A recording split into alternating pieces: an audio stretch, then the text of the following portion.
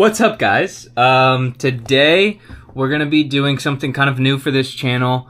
I'm going to be doing a political compass. You've probably seen them. I'm not really going to explain what it is, but I feel like there's a kind of lack of maybe a good discourse around what a political compass is or should be.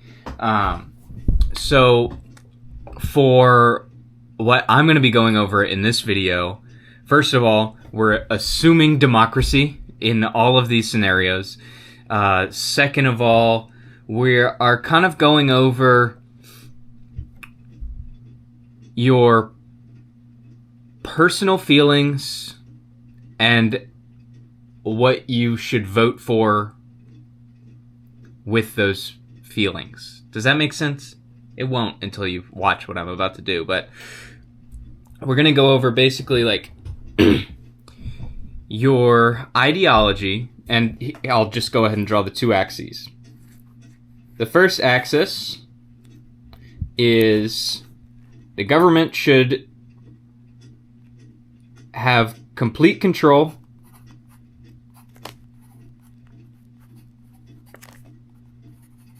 over every aspect of life, or the government should, at the very bottom, we're going to say not exist or do almost nothing. So let's say, I couldn't think of a word for this. Up top, I don't know if you can read, I've got totalitarian, because they have complete control over your life.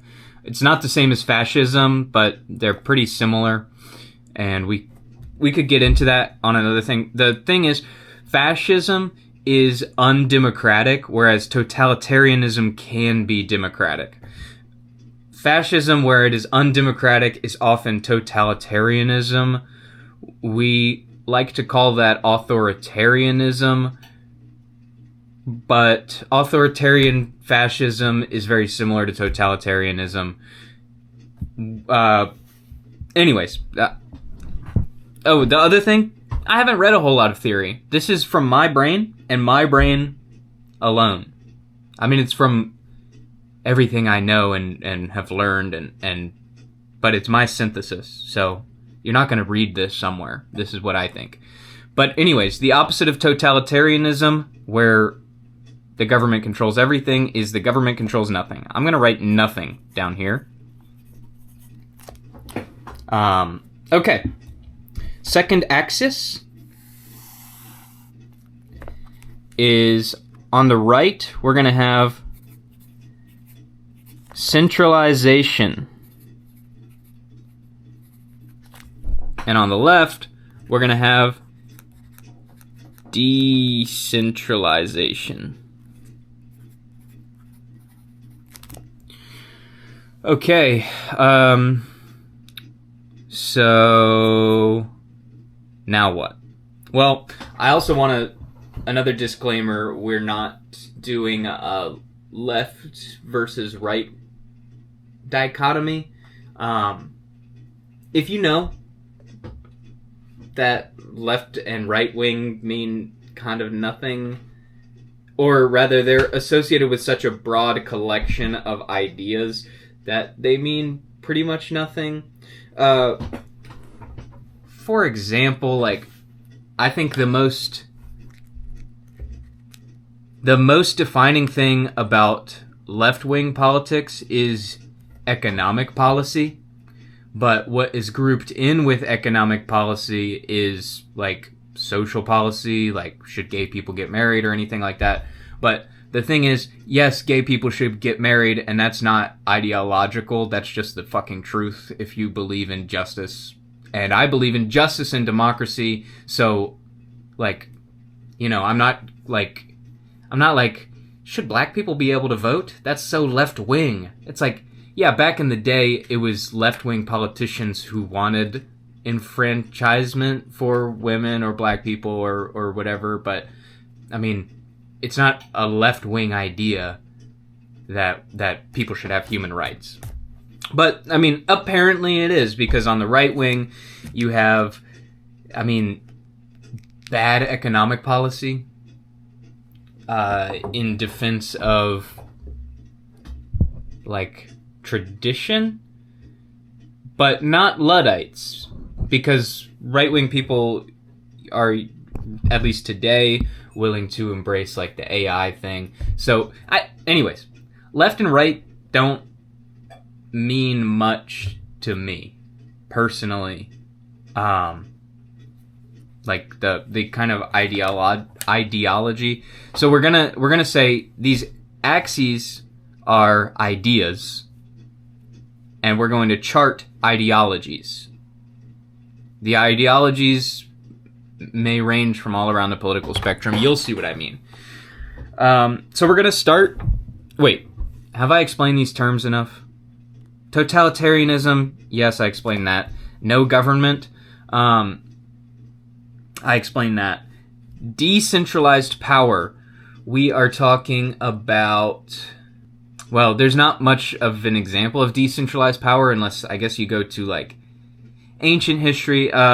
Towards kind of the middle section here, we can talk about, like, republicanism, which, like, the idea in America that the states should have more rights than, like, the federal government, like, more authority than, like, the federal government. Like, republics are decentralized by design. And then here we have, like, federalism, which is that, like, the federal government should be making the calls, calling the shots and stuff. We're not just talking about, in this, like, federalism versus republicanism. When we go further on to the left side of this chart, we're talking about, like, a situation where maybe there is no government, but the needs of society are served by independent organizations. Like, let's say there's an independent postal service, an independent authority on roads, an independent military, or, you know, none of those things. People just basically, organizations do what they want here, people do what they want here. The government controls what organizations do here, and the government controls what people do here. I think that's probably the best explanation you're going to get. I don't know if you can read my handwriting, and you know what? That's okay. I'm going to put this video out today. So, first ideology, anarchy. Anarchy is going to be... I'm going to draw a little bubble around it. Anarchy is going to go up to about here on this chart. You see that? That's anarchy. True anarchy believes, obviously, the government, or really any authority, should not be telling people what to do, and anarchists believe that people will naturally find their niche in society and serve the needs of society without being told what to do. Which is why they believe nothing government and decentralization. The reason why I have this bubble kind of going up as we head towards the center of the graph is that some anarchists might say that, well, we do need roads, we do need, you know, maybe we even need police, although that's kind of taboo to say if you're an anarchist. Maybe we need an EPA. You know, an anarchist may believe that we need some authority, and they may not be opposed to the idea that that authority should be somewhat centralized or in agreement on what we're doing. Again, we're assuming democracy in this situation. So obviously down here, we don't have elections, but we also don't have rulers. So it's still a democratic system because the people are the rulers. I think that explains it. If you have questions, put them in the comments. I would love to read your comments and respond to them. Now, over here, we've got the flip side of the coin to anarchy, which is going to be libertarianism. Libertarians believe that, well, first of all, they shouldn't be told what to do by the government. However, they do believe in a government. Your usual... I'm going to draw this bubble real quick. That's the shape of libertarianism. These are people who believe that... Hold up. I'm going to mess with the shot. Look who's here! Appa! Appa dog!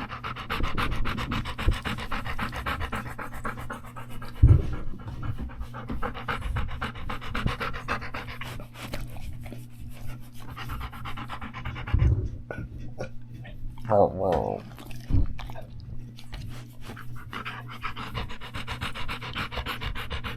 We love this dog. We love this dog. The best dog in the world. Okay. Moving on. Down here we have the kind of platonic ideal of a libertarian, which is don't tread on me and don't do anything that's going to infringe on my rights or waste my money. These people may not even believe that we need roads paved because they don't want to pay for land to be destroyed somewhere else because that might infringe on somebody's rights. So they're just paying to infringe on somebody's right to own the land that they're on.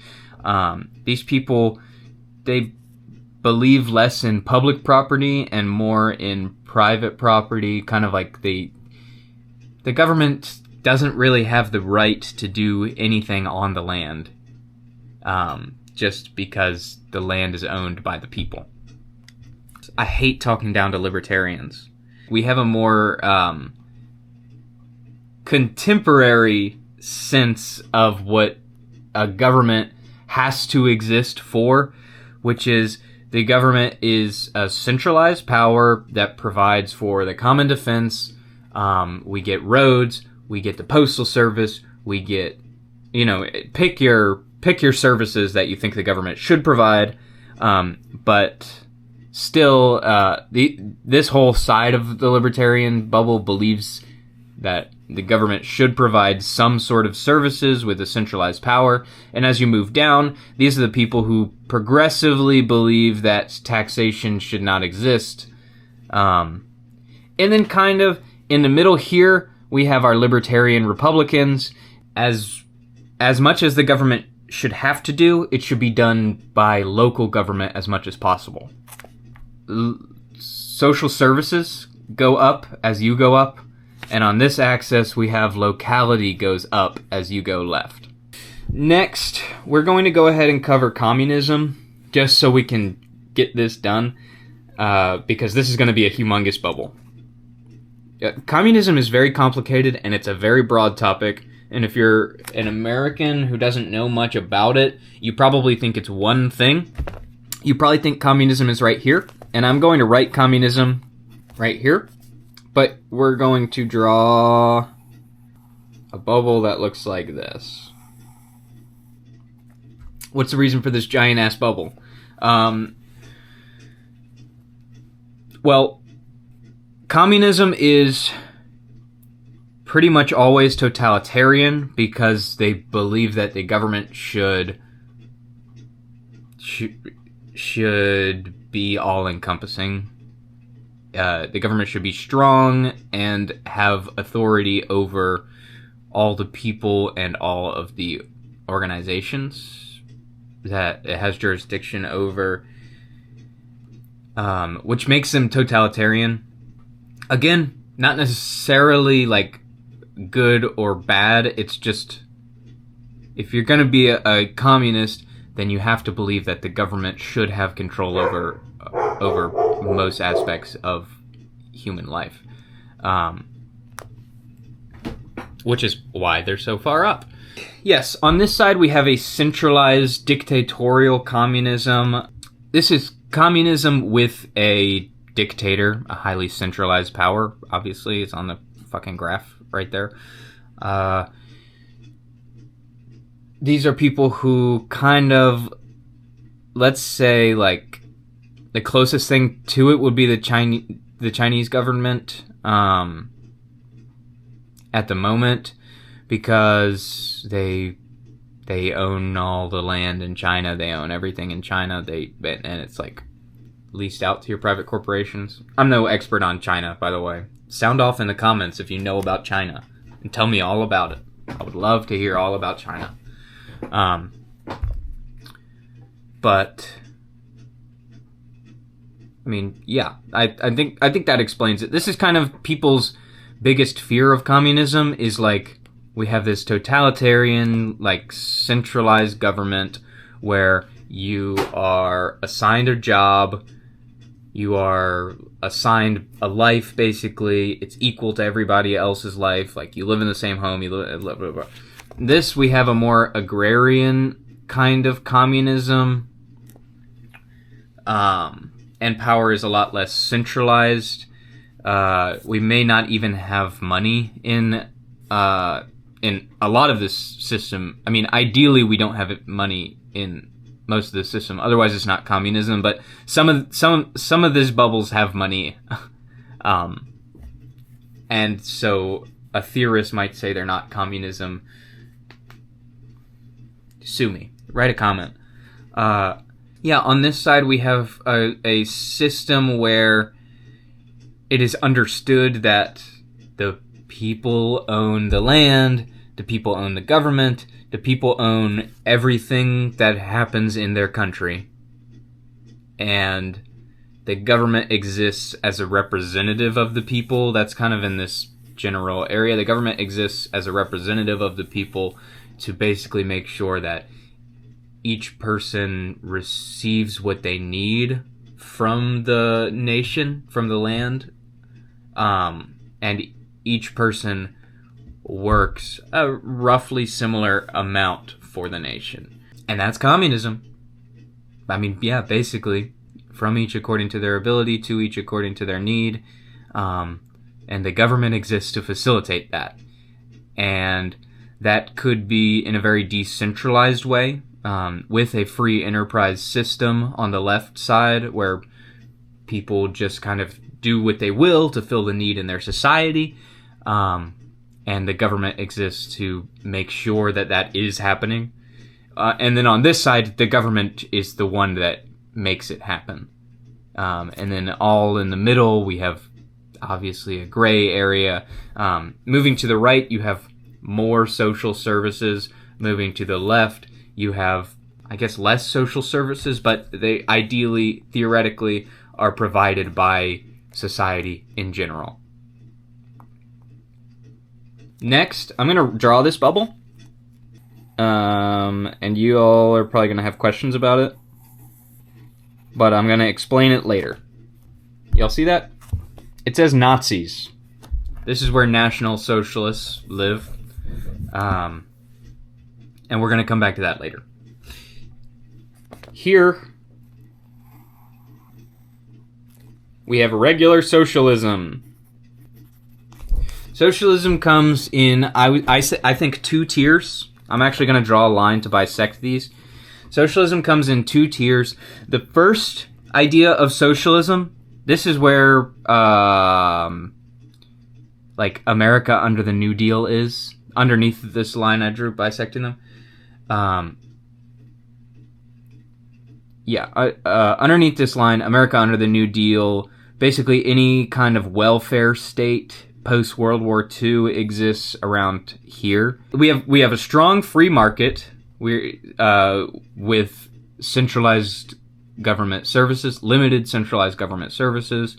So obviously it's right in the middle of these, because we have a free market, free enterprise system, and commerce. And we also have a centralized government that provides for the common good. Anyways, this level 1 socialism, you qualify for it if you're going to vote for this. If you, 1, believe that the government should have the ability to tax people. And 2, you believe that the government has a responsibility to use those tax dollars for the common good. Level 2 socialism is increasingly one where we have union participation and collective ownership of the of the production system. So like this isn't going to be your intro to socialism. If you don't know what collective ownership is, you should watch other videos. Yeah, so anyways, I believe there's two tiers of your run-of-the-mill socialism, which is first, the government taxes and provide social services. Second, we have union membership, and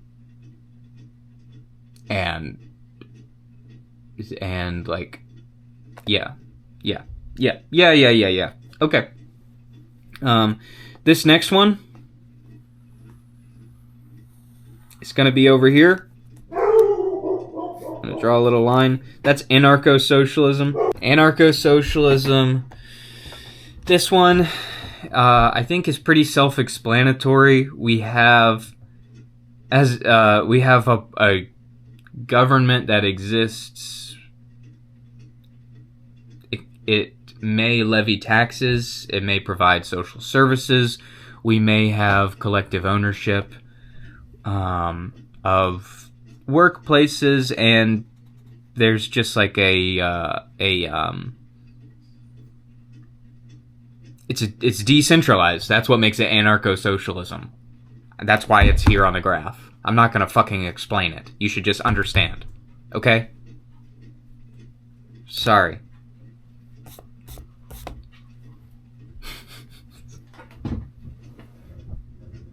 This channel's just me.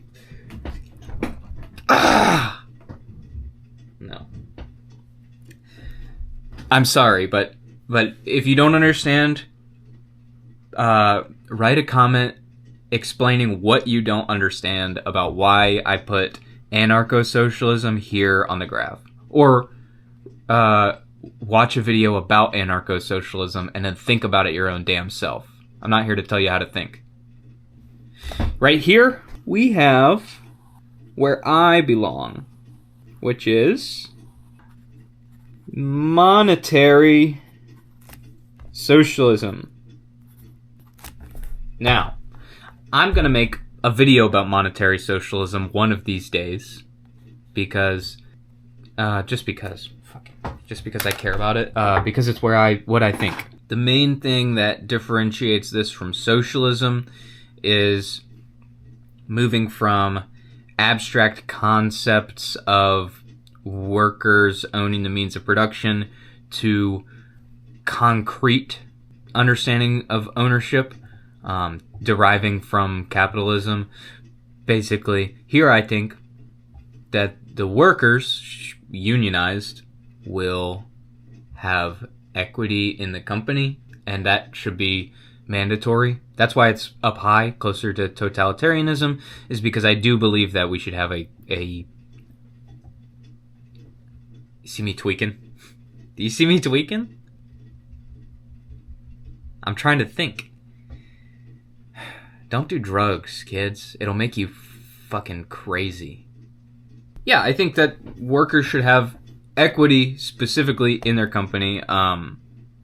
Not like I mean, we are talking about collective ownership here. It's the same concept, but I believe that the unionization and like the kind of labor rights aspects of socialism, like the democratic workplace, should exist separately from the collective ownership.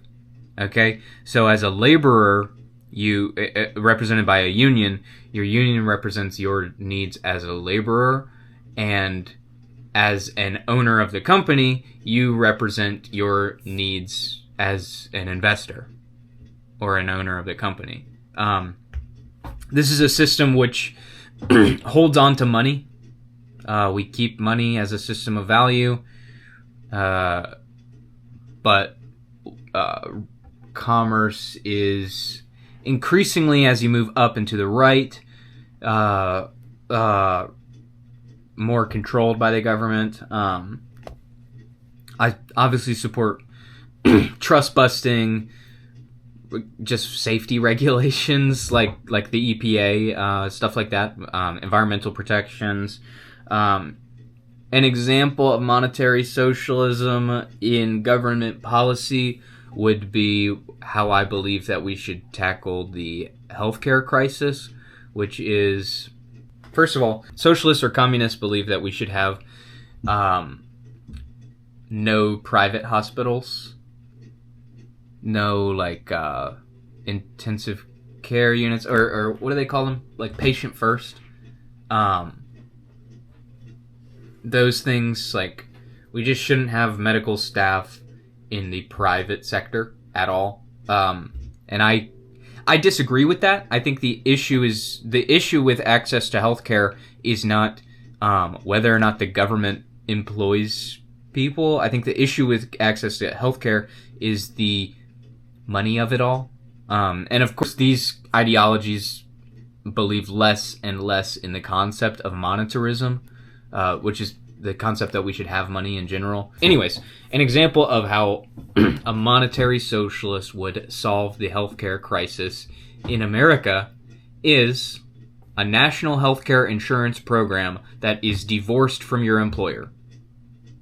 It might come out of your paycheck the same way that Social Security does, but it isn't provided by your employer. It doesn't change when you change jobs. It's just comprehensive healthcare insurance that you receive from the government from the day you turn 18. So your parents don't have to pay for it. Your employer does not have to pay for it. This is going to save your parents' money. This is going to save your employer money, and thus stimulate the economy, which... Let me not talk about the economy. Yes, and then the national insurance program, publicly funded hospitals, privately funded hospitals, as well as publicly funded schools, medical schools, and schools in general, will combine with the fact that if you work at a hospital, because of national insurance, everybody has access to that service, and so the hospital will have funding. That's how we solve the healthcare crisis. That's what I believe. We fund the hospitals for the service that they provide using the insurance system that exists. And the thing is, we have a democratic system of checks and balances that should theoretically assure that the profit motive does not enter into the government service. Or, some monetary socialists would say, why not? Why not have the government make a profit off of offering insurance? Not a massive profit, and key here, not a profit off of denying claims, but a profit off of, charging a monthly fee for the service, rather than like direct taxation, but charging a fee and charging deductible. You could make a small or even a large amount of profit off of providing the service that people need, and you could use that profit to limit taxation. You could tell I'm excited about this. I don't know if I explained it fully, but there's going to be a whole video on monetary socialism coming out soon. So don't even worry about that. Don't even trip, dog. I had one thing in my notes for something I was calling lesser socialism, which is this. I explained it as like the government gets taxes and social services, but union membership is not necessarily incredibly high. This right here is what I call lesser socialism for that. I guess I'll expand this bubble a little bit to kind of fill in the gap, because I think a lot of people might disagree with the idea that the United States is this close to socialism, and I would disagree with that as well. So I'm going to expand this bubble and fix this line up a little bit, and I'm going to write lesser socialism. This is, again, the government taxes and provides social services, but there is not collective ownership of the means of production. This is the government taxes and provides social services, but there is collective ownership of the means of production. This right here, socialism, this like true socialism. By the way, I want to get this across. Same with monetary socialism, where you own the means of production through equity. This is where you own the means of production through union membership. You can't vote for this through your government. If you are any flavor of socialist, from anarcho-socialist, monetary socialist, socialist, or national socialist, you can't vote for it. You have to join a union. If you are an anti-capitalist, you have to join a union. Don't call me a hypocrite, because I'm not in a union. I work for Amazon. I'm just trying to pay my bills, man. But I believe that we can vote our way towards making union membership more possible. Again, remember the New Deal? Union membership went up because they protected labor rights, the right to organize. And then they started taking those rights away, and we moved away from socialism. So we can vote ourselves to a point where it is easy to achieve 100% union membership, or we can vote ourselves and we can vote ourselves to a point where equity in a company is necessarily distributed amongst the workers of the company. We can vote ourselves to those places, but you have to join a union. Anyways, National Socialists. This one is real quick, real simple. This is the brand of socialism that is scary to people who are anti-socialist. You can see how close it gets to communism, to what I consider to be the undesirable aspect of communism. I consider Nazism highly undesirable, and I want to be clear. The Nazis are the only National Socialists to ever exist that I know of. But when I'm talking about this on the ideology, I'm not. You notice there's no axis of this that is hateful. You don't have to hate Jews to be a National Socialist. You don't have to be any kind of hater to be a National Socialist. The economic policy and like the political understanding that motivated Nazis. Again, not hate. The Nazis were very hateful and very wrong. And I don't like them. I don't even like their political ideology, much less their hateful rhetoric. I want to make that very clear. But an explanation of their political ideology is as follows. Here we have your 100% union membership, but your union is owned and operated by the government. As you go lower, you might be part of a union that is only controlled by the government through coercive means. Again, in Third Reich Germany, they were violent, coercive means, but it may just simply be like you're not allowed to sell goods unless you're a part of a union, and you're not allowed to sell goods unless your union falls in line with the government policy of the day, whatever that may be. It is nationalism combined with socialism. Nationalism is where you have there's the concept of the nation with one goal. All of the people are a part of the nation, and the nation has one goal. If you are not with the goal of the nation, get out. We're going to put you in a concentration camp. We're going to deport you. We're going to do whatever. That's what makes the union membership part, the socialism part, national, is that the nation controls the goals of your union, and so the government controls the workforce through means that are ultimately technically socialist. A lot of people would say it's not left-wing, like the Nazis were right-wing. I mean, again, this is an example of how left and right-wing, they don't really fucking exist. Because you would consider socialism, worker ownership, to be such a left-wing policy that, obviously the Nazis were left-wingers, right? Or you would consider nationalism to be such a right-wing idea that obviously the Nazis were right-wingers.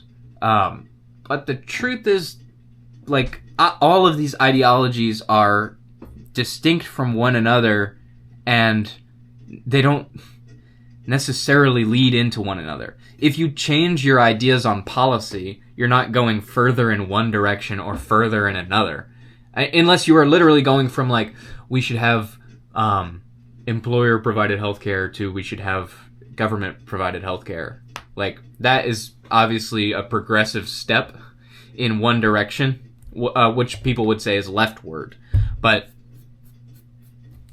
I don't know. It's hard to define the Nazis as either left or right. People would argue both sides. I would argue no fucking sides. They were just hateful pieces of shit. And that's why they failed. Just one more thing I want to say about the Nazis. Remember, they have the goal of the nation.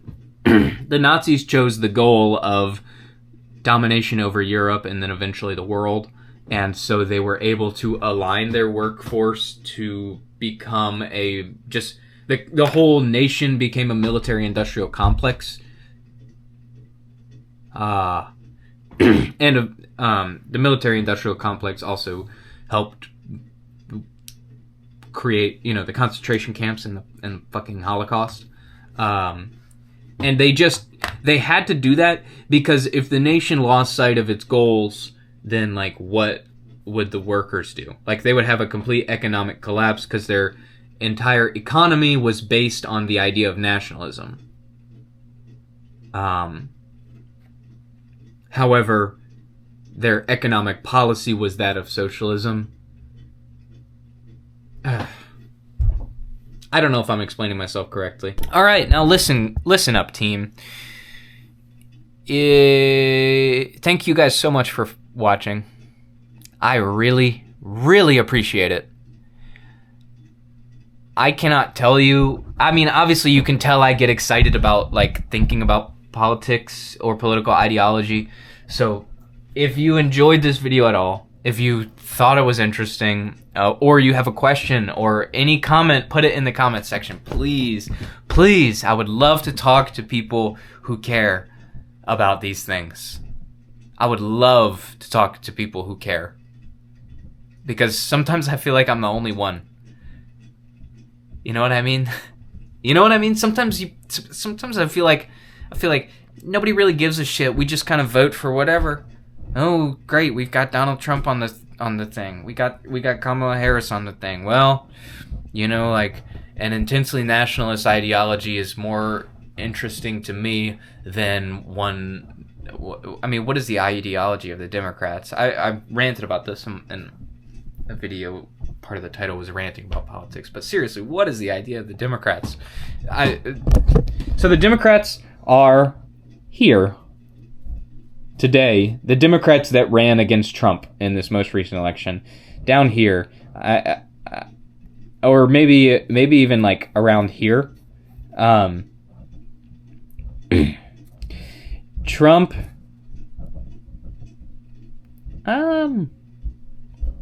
Let's see.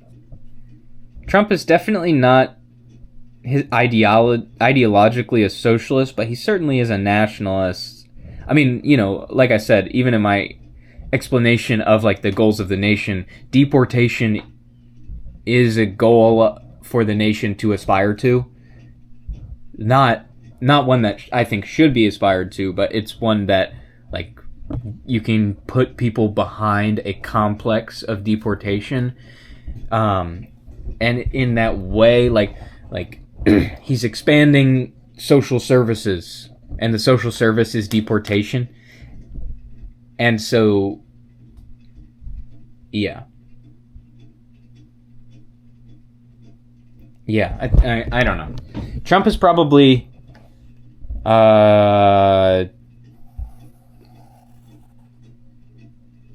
no. Trump is probably right there. That's Donald Trump. This is Kamala Harris.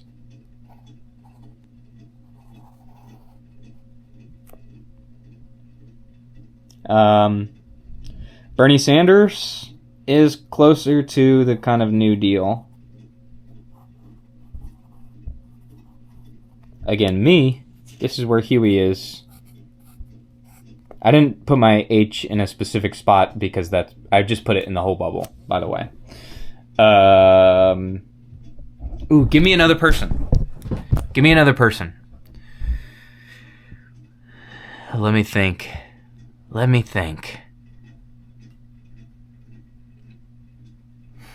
I don't know. Is there a fucking political leader with a like discernible ideology? I mean, like, a lot of the anti-capitalist black civil rights leaders are going to be like around this area. Or really, yeah, around this whole area.